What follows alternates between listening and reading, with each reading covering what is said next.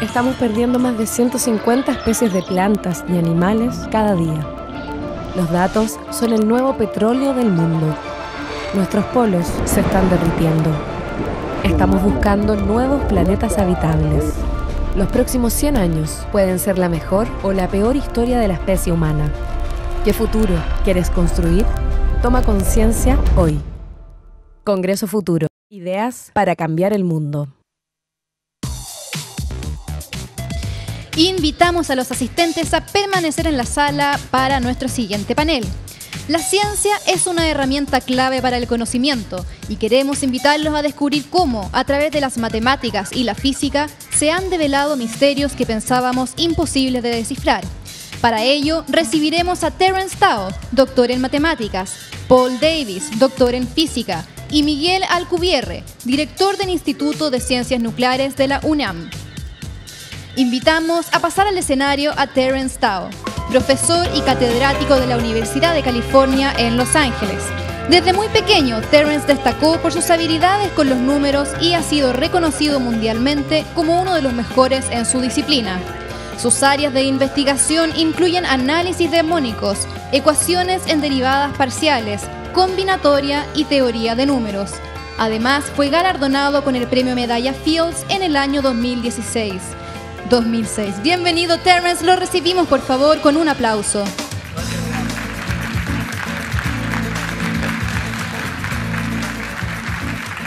Okay, thank you. I need my slides. Gracias. Ready yet? So, can I have my slides, please? Yeah. ¿Puede mostrar mi presentación, por favor? Okay, so I'm a mathematician. Soy matemático, pero voy a estar hablando hoy sobre cómo la matemática se usa en la astronomía. No soy astrónomo, era astrónomo que jugaba con la astronomía como niño, pero es un maravilloso ejemplo de cómo esto afecta al mundo real y puede extender nuestro alcance para poder medir las cosas que no podemos ver. Y bueno, no se puede ver el video tampoco, lamentablemente. Problemas técnicos.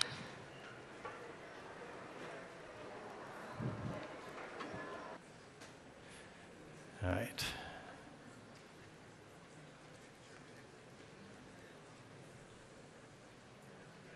Okay. Bien. Las preguntas que vamos a abordar tienen que ver con la distancia en la astronomía. ¿Cuán grande es la Tierra, por ejemplo? ¿A qué distancia está el Sol? ¿Cuán amplio es la Vía Láctea? ¿Cuán grande es el universo? Y estas son preguntas que hemos estado estudiando hace miles de años y ahora son muy sencillas de responder. Si solamente pudiéramos ver las diapositivas, sería muy sencillo de responder.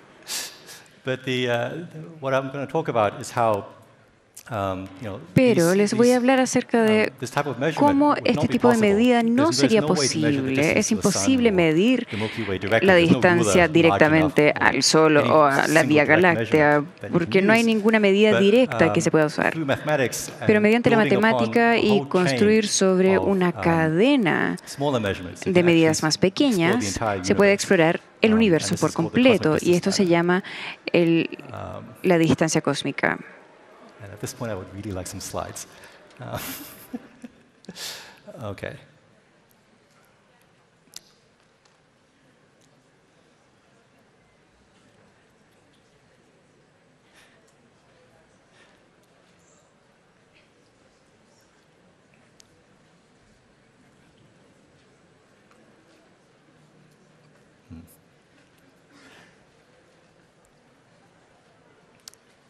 Let's see.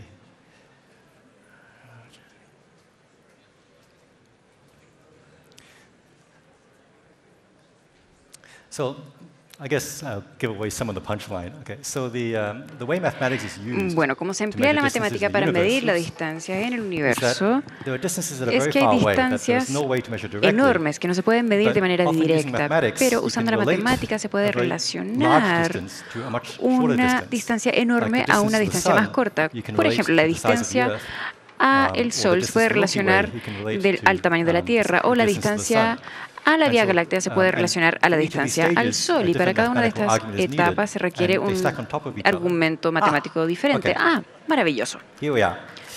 Ahora podemos partir. Muchas gracias.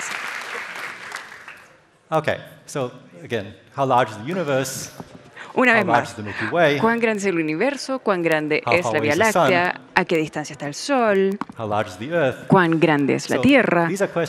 Estas son preguntas que son fáciles de responder ahora. Puede buscarlo en Wikipedia, por ejemplo.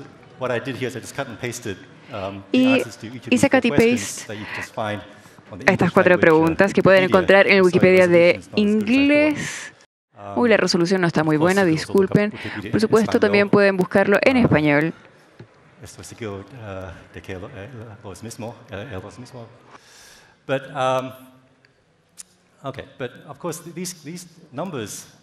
Pero estas cifras, que apenas se pueden ver, pero está a 180.000 años luz la Vía Láctea. Pero estos tomaron muchos años para poder averiguar estas cifras. Pero hemos sabido el tamaño de la Tierra hace más de 2.000 años. Pero la distancia al Sol solamente se averiguó en el siglo XVII, el tamaño de la Vía Láctea siglo XX y el tamaño del universo observable era en el siglo XXI. Y cada una de estas respuestas fue construida encima de la respuesta previa. Entonces, si quieres saber el tamaño del universo, tiene que saber el tamaño de la Vía Láctea. Y para saber eso, primero tiene que saber la distancia al Sol. Y para saber esa distancia, tiene que primero saber de qué tamaño es la Tierra. Y esa es la escalera de distancia cósmica. Y fue difícil. Tomó cientos de años, muchos astrónomos, tecnología como este probe o el observatorio de LIGO, por aquí, como pueden ver. Pero también empleó mucha matemática, especialmente para llegar de un peldaño al próximo.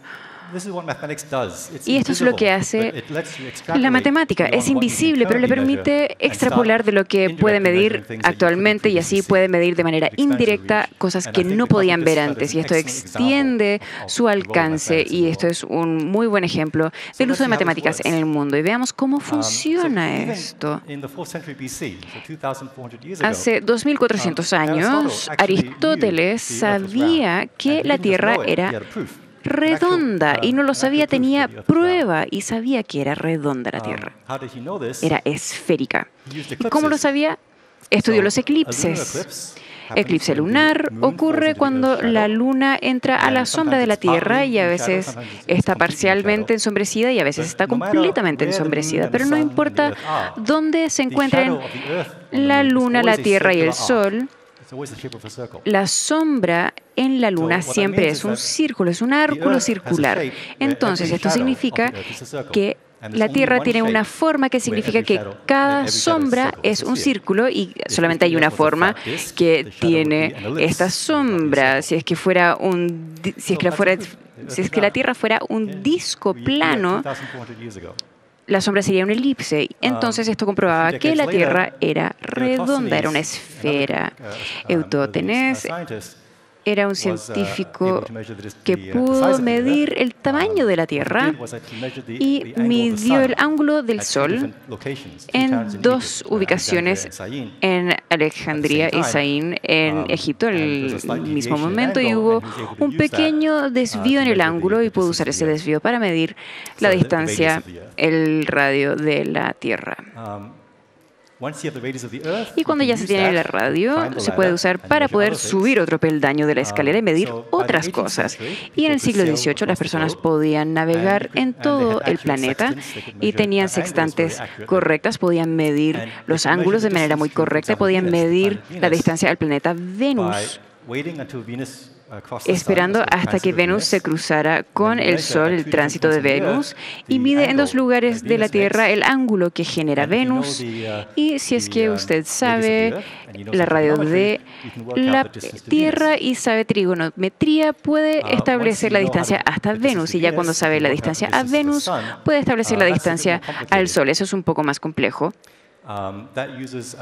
Y eso usa las leyes de Kepler para el movimiento planetario. Este es un gran relato, pero no tengo el tiempo para contárselo. Pero cuando tiene estas leyes, le dicen cómo Venus y el Sol van alrededor de la Tierra, y cuando ya tiene la distancia de Kepler a Venus, puede establecer la distancia al Sol. Y cuando ya tiene la distancia al Sol, puede establecer la distancia a otras estrellas cercanas, por lo menos.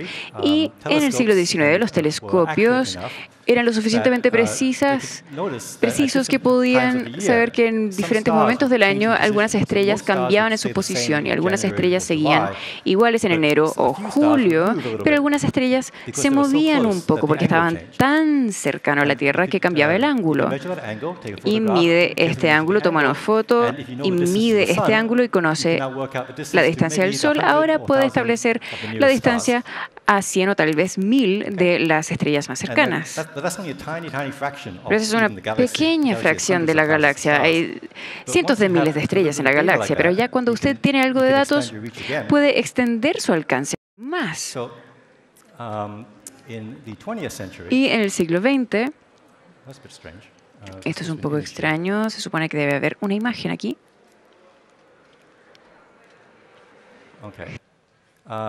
Okay, there's supposed to be an image here, but in the 20th century we discovered these things called standard candles. Descubrimos algo que se llaman estrellas que se pueden medir de diferentes maneras. Hertzsprung y Russell son velas estándares y encontraron este diagrama de Russell, y lo que muestra es la relación, una ley entre el brillo de una estrella con el color de una estrella. Entonces, las estrellas azules son muy calientes y las estrellas rojas son no muy brillantes, y nuestra estrella es amarilla. Entonces, ven el color de la estrella, puede estudiar su brillo relativo, y también hay una fórmula que también debería estar en la pantalla que le muestra cómo relacionar el brillo absoluto al brillo relativo y la distancia. Entonces puede empezar a medir las medidas o las distancias de las estrellas usando esta vela estándar.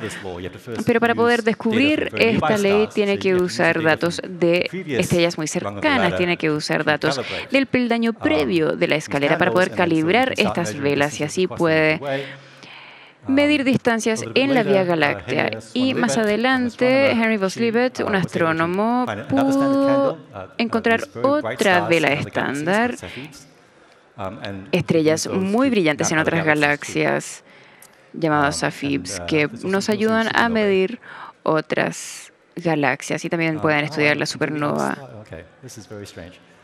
Se me acabaron las diapositivas, parece. Qué extraño, pero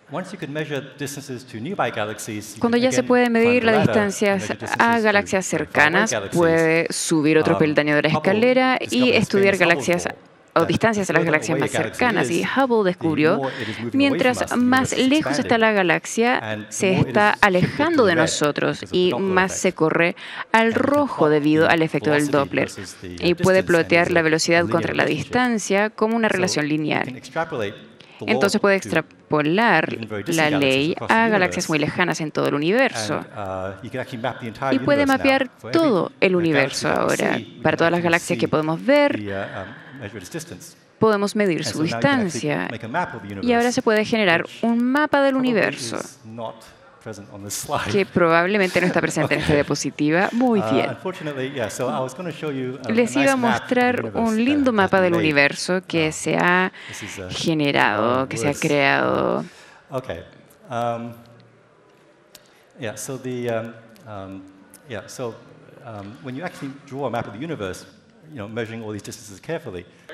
Cuando mide cuidadosamente las distancias, algo importante ocurre que es muy difícil explicarlo sin una imagen, pero las galaxias no están dispersos aleatoriamente en el universo, están alineados en hilos, en superclusters, y tienen una estructura muy interesante. Y esto era algo inesperado. Pero ahora podemos confirmar este hecho de manera independiente. Las personas han hecho simulaciones del universo, tienen un supercomputador y toman miles de millones de galaxias virtuales y hacen que interactúen con la gravedad y ven lo que ocurre después de años virtuales o miles de millones de años virtuales. Y hay un mapa que se parece mucho al mapa que ustedes no pueden ver, créanme, donde también se pueden ver los hilos de las galaxias que también se arreglan o se ubican de manera no aleatoria en este mapa. Y el año pasado esto también fue muy emocionante.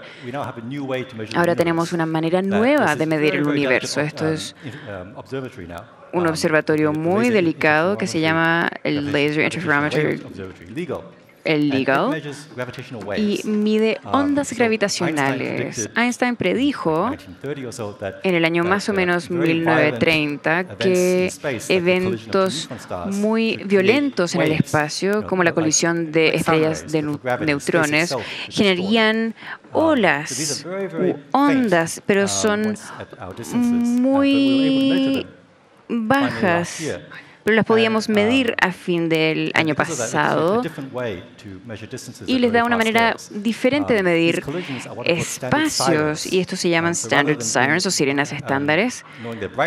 En vez de saber su brillo, pueden saber cuán fuertes son auditivamente. Las colisiones tienen un volumen para gravedad, no para sonido, y si uno escucha ese sonido puede medir a qué distancia está. Y las respuestas que obtuvieron eran exactamente las mismas en comparación a lo que habíamos obtenido en todos los otros peldaños de la escalera, que fue buenas noticias, no nos equivocamos. Y ahora podemos mapear el universo, simplemente no lo podemos mostrar en la pantalla. Bien.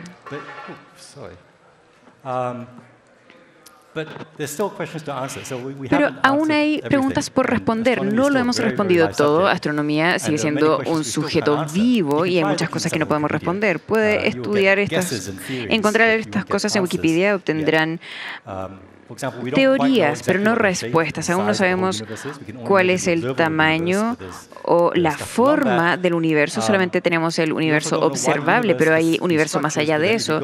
No sabemos si es que cuando llegamos a escalas muy grandes ya llega a ser uniforme, no se ve diferente en diferentes lugares. Sabemos también que el universo a sus principios se expandió de manera muy rápida. Inflación, tenemos mucha evidencia para ello, pero no podemos explicar el por qué, cuál es el mecanismo. Y también tenemos toda esta evidencia indirecta para materia oscura, pero no hemos podido encontrar esta materia oscura. Pero debe existir porque es la única manera en que lo demás pueda caber. Entonces, nos quedan muchas preguntas por responder, pero estoy seguro de que cuando las hayamos podido responder, la matemática será indispensable en ese proceso. Gracias.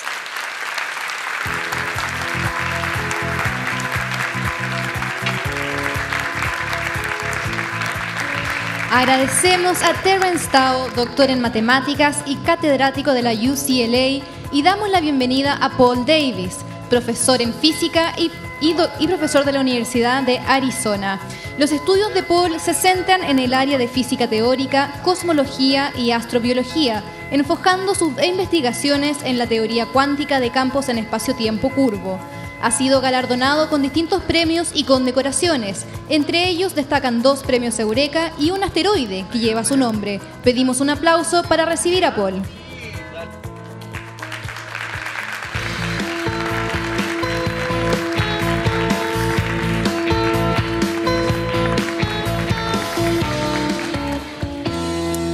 Hello everybody. Buenas tardes todos. Galileo una vez escribió que el gran libro de la naturaleza está escrito en el lenguaje de las matemáticas.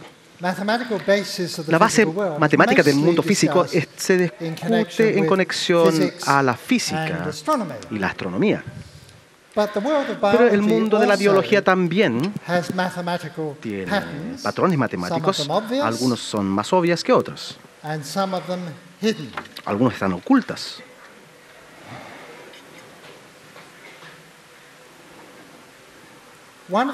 Uno de los grandes misterios de la biología es dónde está la información sobre estos patrones matemáticos, dónde se almacena. El hecho de que tantos patrones se heredan, se pasan de una generación a la otra, esto sugiere que esta matemática se almacena en los genes. Entonces, le voy a contar un poco sobre la matemática de los genes, oculto dentro de todos los seres vivos, incluso los humanos. Lo denomino el software de la vida. Cuando vemos organismos vivos, lo que vemos, la carne y la sangre, el tejido, vemos el hardware, pero dentro de ese hardware está la información importante, y todo el aparato de procesamiento, el software, que digamos. Tal como cuando vemos una computadora y tratamos de explicarlo, necesitamos explicar tanto los circuitos físicos y la ingeniería del software. Y el software de la vida es tan importante como el hardware. El ADN lleva consigo la información genética. Es una receta de todas las cosas vivas. Y el ADN, como ustedes bien lo saben, está creado por 4 fases, con letras A, G, C y T. No importa qué significan esto. Así que las instrucciones genéticas están redactadas en un alfabeto con A, G, C y T. Y estas instrucciones crean proteínas. Y las proteínas, para recapitular, las proteínas están compuestas por aminoácidos. Y aquí es donde la matemática entra en juego, ya que hay 4 bases, 4 diferentes letras, y la secuencia de estas letras nos dan las instrucciones para las proteínas, o instruyen las proteínas. Un gen le da un código a la proteína, ya que la proteína se generan por parte de 20 aminoácidos, pero hay 4 bases. No se puede ver, pero hay 4 bases, 20 aminoácidos. La aritmética no funciona. Entonces, si hubiesen 20 bases y 20 aminoácidos, ahí sí calzaría la comparación. Así que para poder obtener 20 aminoácidos, lo que hace la naturaleza es que combina las bases en conjunto en grupos de 3.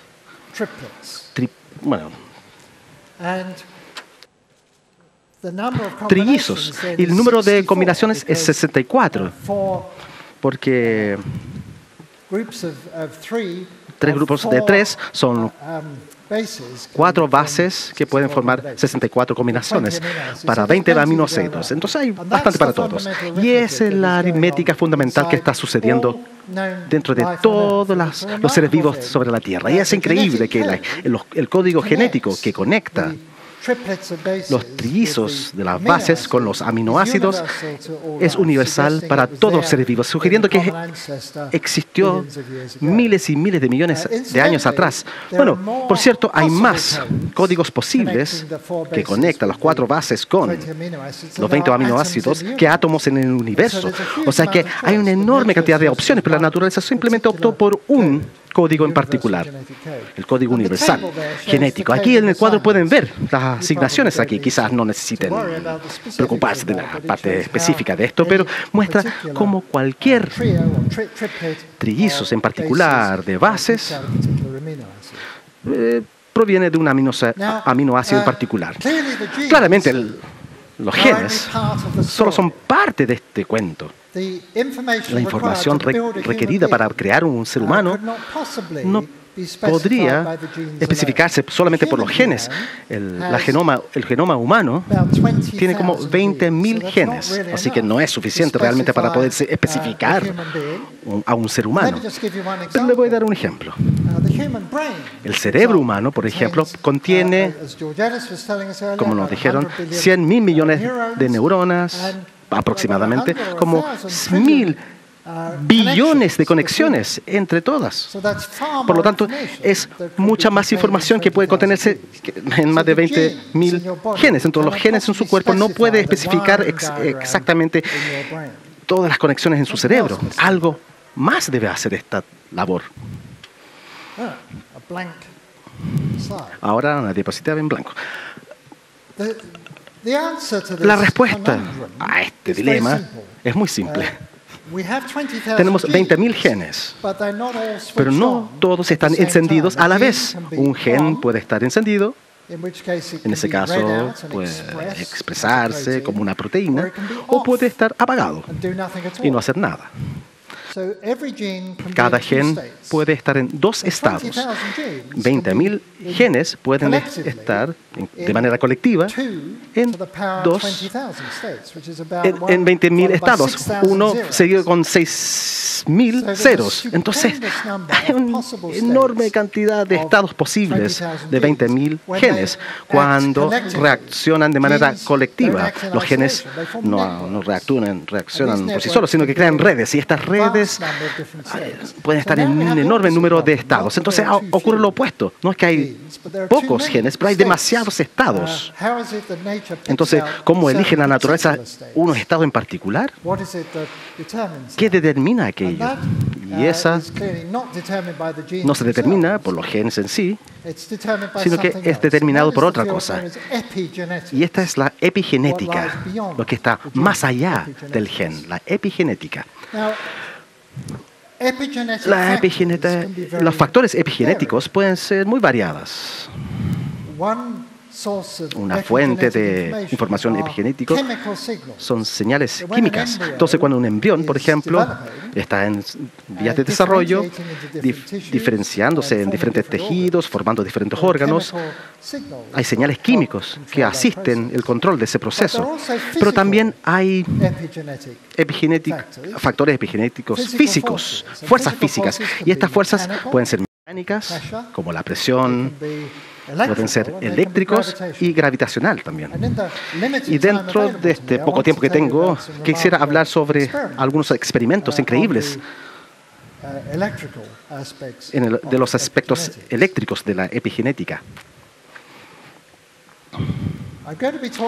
Voy a hablar sobre, bueno, no están las diapositivas, voy a hablar sobre el trabajo que mi grupo de investigación de la Universidad de Arizona está haciendo en conjunto con Michael Levin en la Universidad de Tufts en Estados Unidos. Y él trabaja, bueno, él hace experimentos y trabaja con estas planarias, que son gusanos planos. Y si uno corta este gusano planario en la mitad, tiene una cabeza y una cola, y si uno lo corta por la mitad, la cola crece una cabeza y viceversa. Y ahí luego hay dos. Estas planarias son excelentes para los profesores porque se pueden cortar y crear más lombrices o gusanos. Y Mike Levin encontró que cuando se corta, ocurre un patrón de electricidad al momento de cortar. Para hablar técnicamente, hay un patrón de polarización eléctrica a través de las membranas de las células. Pero no importa, son patrones eléctricos del corte. Y lo que se puede hacer es manipular aquellos patrones eléctricos. Y como resultado se puede crear gusanos con dos cabezas y con dos colas al cambiar estos patrones eléctricos. Entonces, claramente, la electricidad o los patrones eléctricos tienen algún tipo de efecto epigenético, un rol para determinar la forma del organismo. Le pregunté si las que tienen dos colas realmente son tontas. Me dijo que no son muy diferentes a los que tienen dos cabezas. Ahora, lo increíble es que se toma un gusano de dos cabezas y si lo cortan en la mitad, no revierte el proceso a cabeza y cola y cabeza, sino que crea dos gusanos con dos cabezas. Y lo mismo con el gusano con dos colas. Entonces, a lo que me refiero es que tienen ADN totalmente idéntico. Entonces, los visitantes de Marte podrían observar estos dos animales y pensar que son diferentes especies, pero tienen el ADN idéntico. pero de diferentes formas. Otro fenotipo, esa es la expresión científica. Un fenotipo muy variado, muy diferente. Entonces la electricidad cumple un rol en determinar la expresión genética que produce estos gusanos de 2 cabezas o 2 colas. Por lo tanto, esto sugiere que hay información eléctrica, hay una transferencia de este patrón eléctrico, un reconocimiento que es heredado de una generación a la siguiente. Es posible cortar estos gusanos en pequeños pedazos y cada uno va a regenerar un gusano entero. Entonces, estos gusanos también tienen género. Ya escuchamos a Theo Creswell, hay unas cosas que él también puede colocar en su ecuación matemática. Bueno, le preguntaba a Mike Levin, ¿tienen género? Pero sí, prefieren que los corten. Sí. A lo que me refiero es que se puede cortarlo en muchos pedazos y obtener muchos y muchos gusanitos. Ahora, otro hecho increíble, este es un experimento que ocurrió hace un par de meses, tomaron una población entera de estos gusanos y los cortaron en 3 partes. Y la parte del medio lo enviaron a la estación espacial.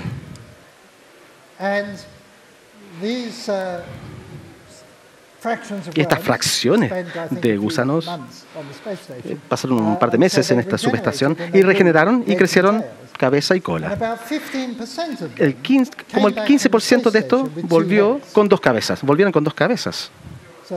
Así que 2 cabezas en vez de la que perdieron. Entonces le cortaron las cabezas en la Tierra y la cola también y subieron al espacio y volvieron con 2 cabezas. Así que esto fue informado de manera sensacional en la prensa británica. Provino del espacio, dice, una gusano plano con 2 cabezas. Hay monstruos en esta estación subespacial.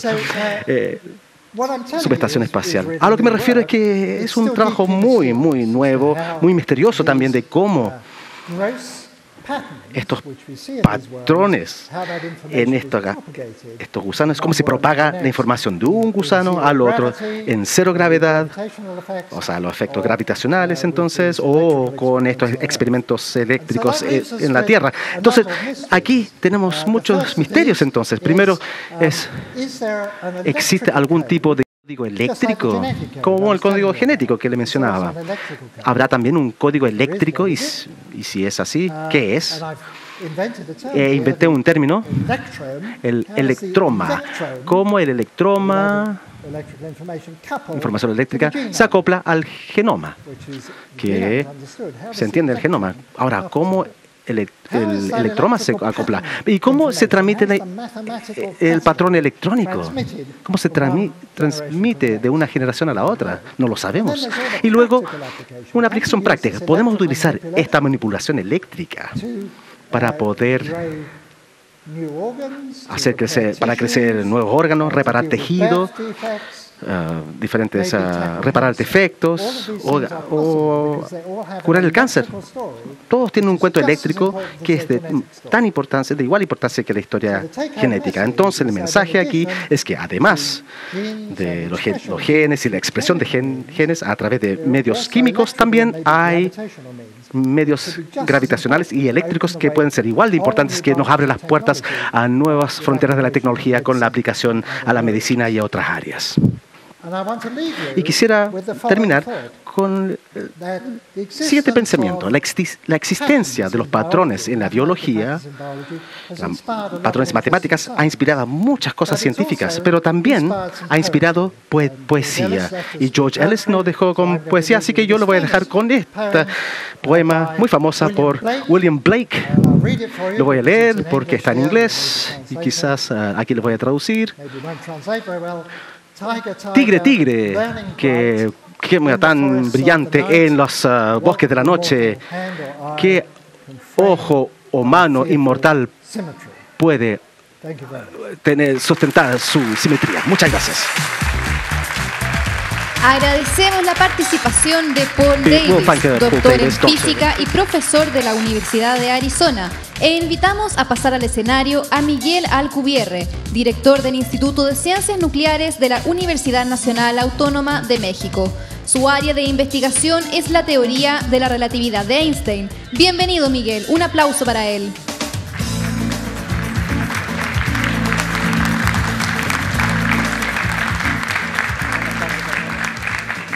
oye? Buenas tardes a todos.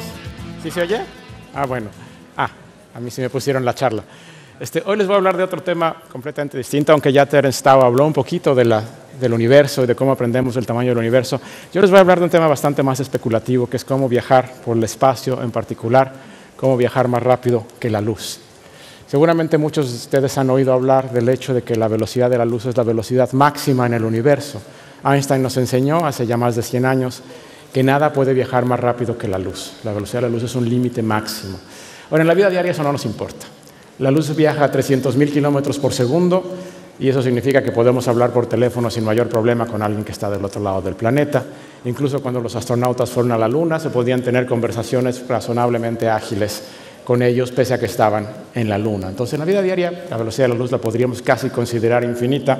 Sin embargo, el universo es enorme. O sea, la escala del universo es realmente impresionante. La luz toma 8 minutos en llegar desde el Sol a nosotros. Cuando ven el Sol, lo están viendo como era hace 8 minutos.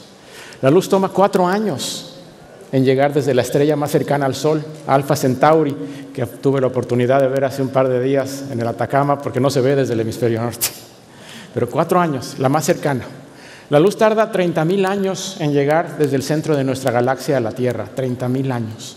Tarda 2 millones de años en llegar desde la gran galaxia de Andrómeda, que es una de nuestras vecinas, está aquí al lado en términos cosmológicos. Y tarda más de 10.000 millones de años en llegar a nosotros desde las galaxias más lejanas que podemos observar con nuestros telescopios. Entonces, a escala del universo, la luz se mueve muy lento.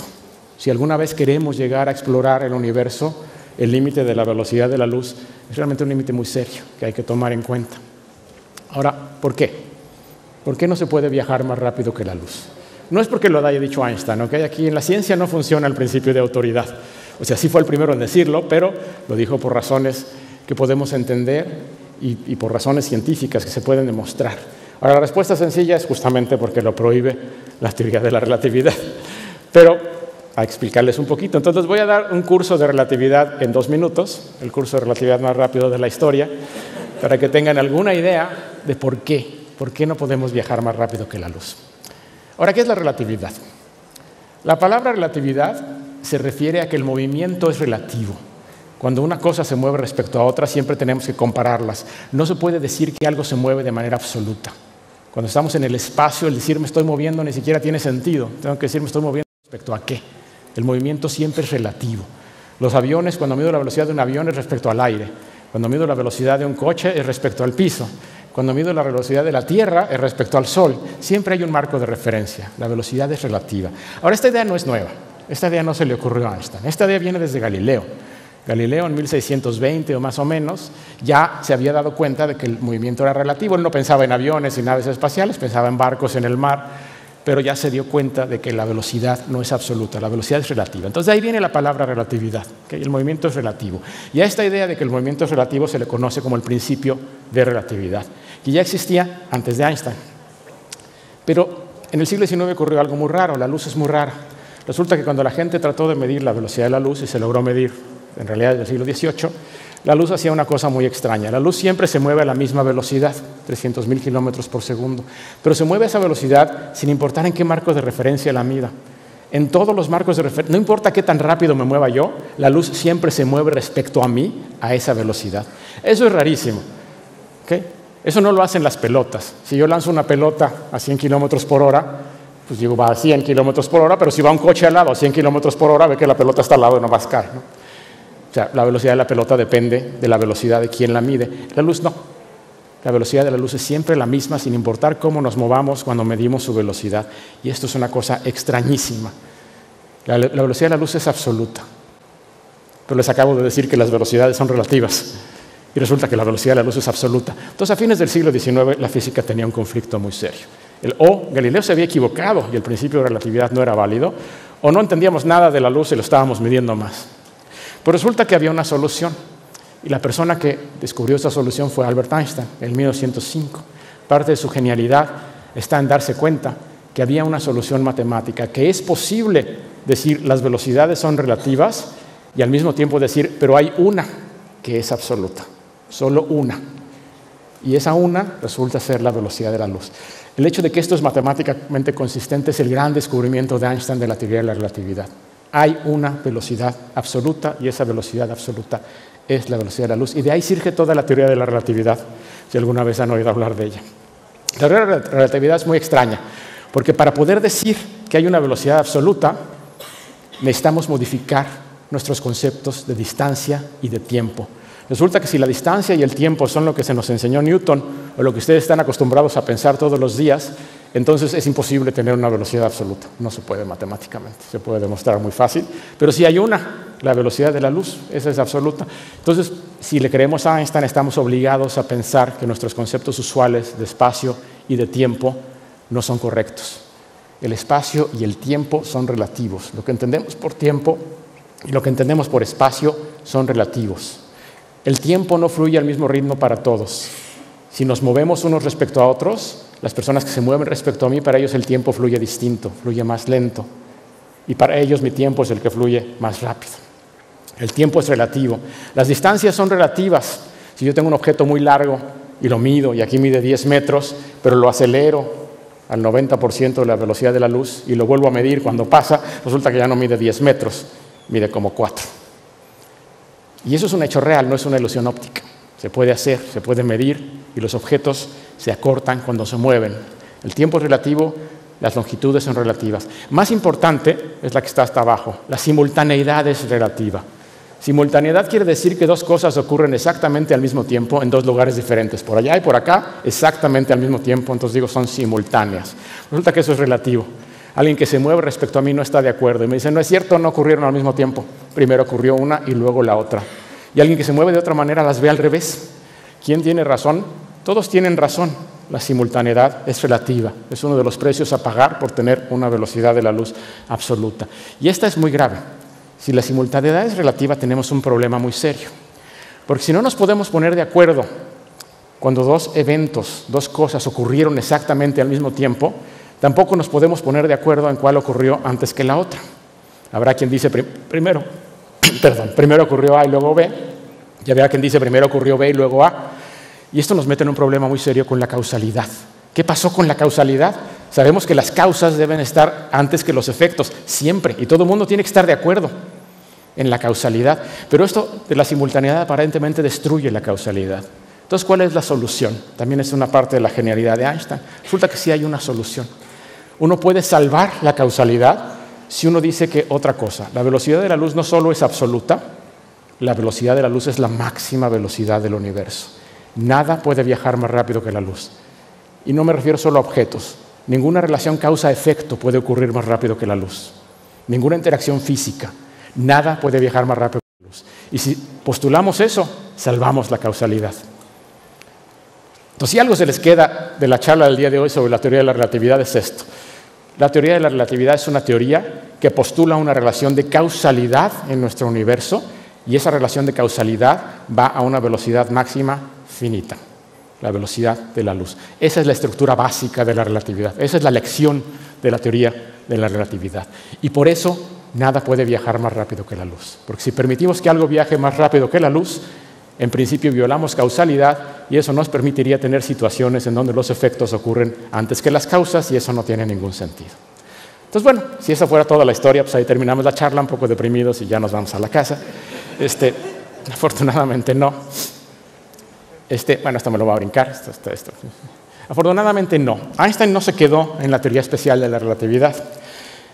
Al postular su teoría de la relatividad, Einstein se dio cuenta de un problema. Teníamos una teoría de la gravedad desde el siglo XVII que postuló Isaac Newton, la ley de la gravitación universal. Y de acuerdo a Isaac Newton, la gravedad es instantánea.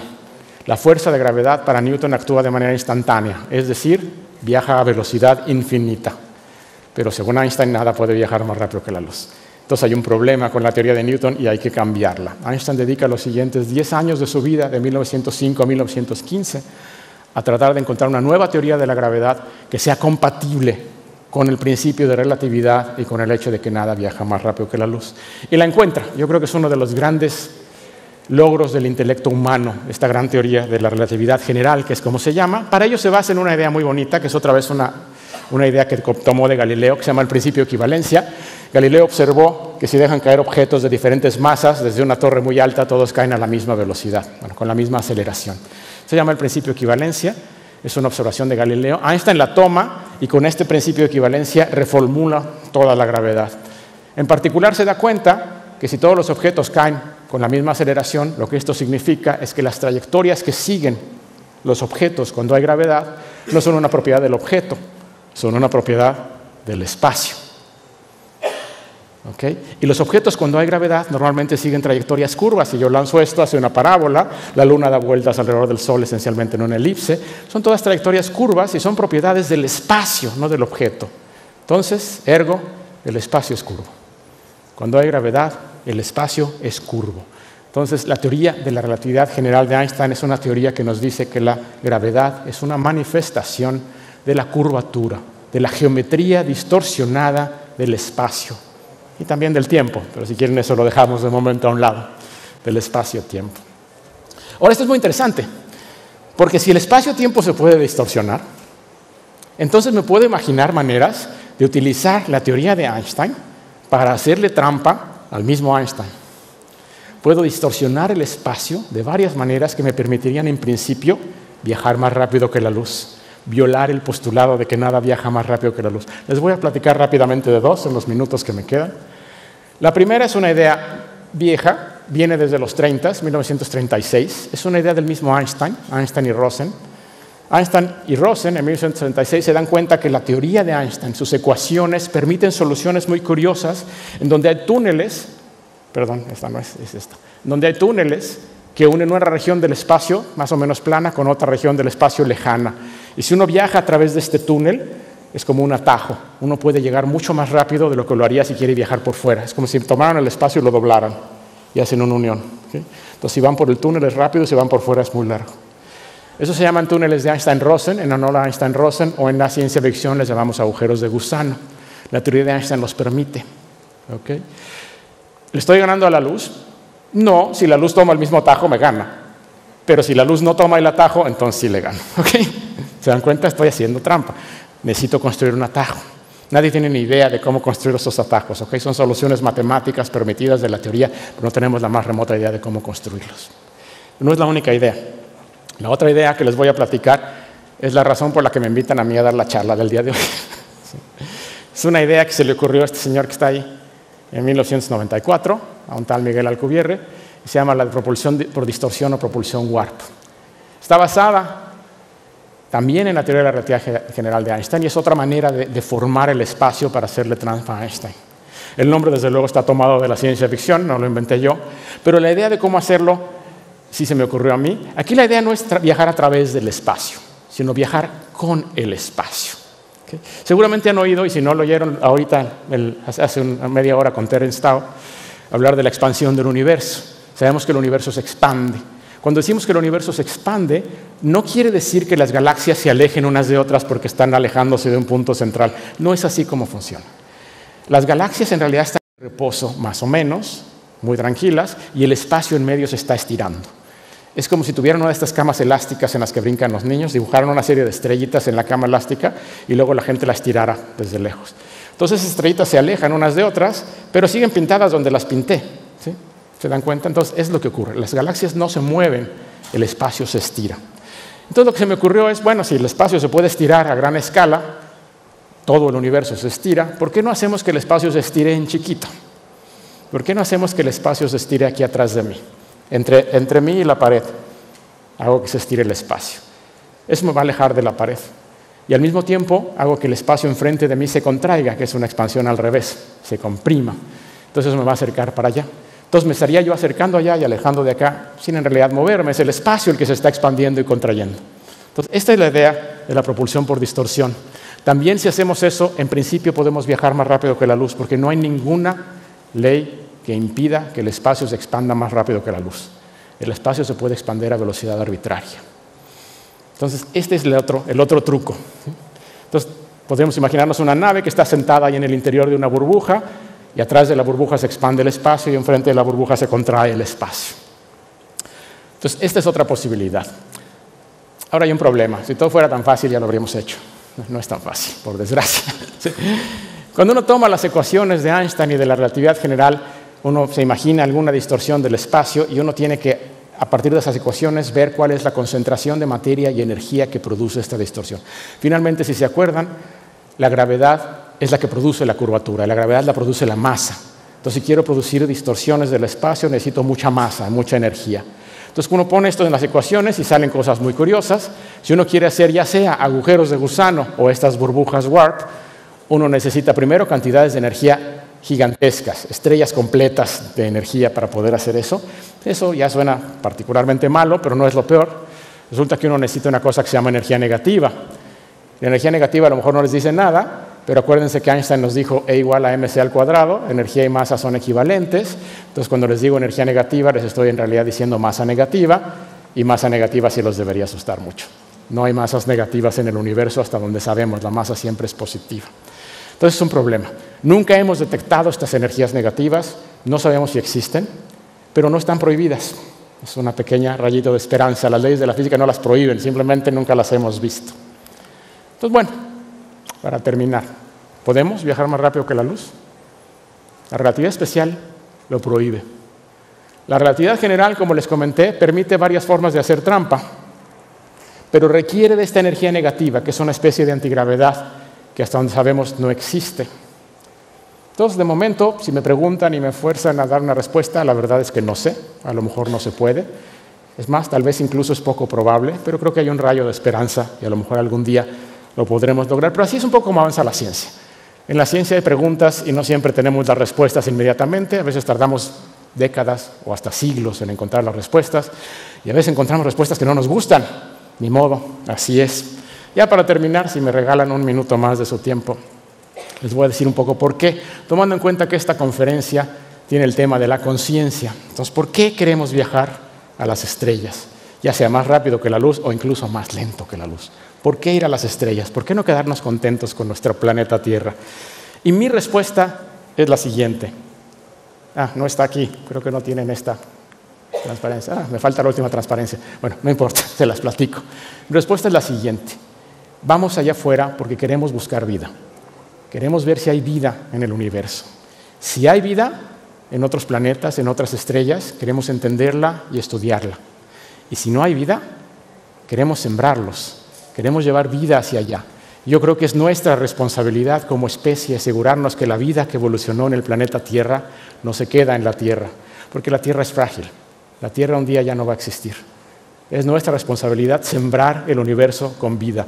Y yo me imagino un futuro tal vez muy lejano, en millones de años, en donde tenemos una galaxia verde, una galaxia llena de vida, vida que llevamos nosotros hasta allá. Muchas gracias. Agradecemos a Miguel Alcubierre y a todos los expositores de este panel e invitamos a los asistentes a mantenerse en el auditorio para la siguiente charla magistral, El futuro de nuestro océano. No olviden unirse a la conversación con el hashtag Congreso Futuro 2018 y seguir la transmisión vía streaming en www.congresodelfuturo.cl y a través de los canales 107 y 701 de BTR, canales 157 y 1157 de DirecTV y canal del Senado.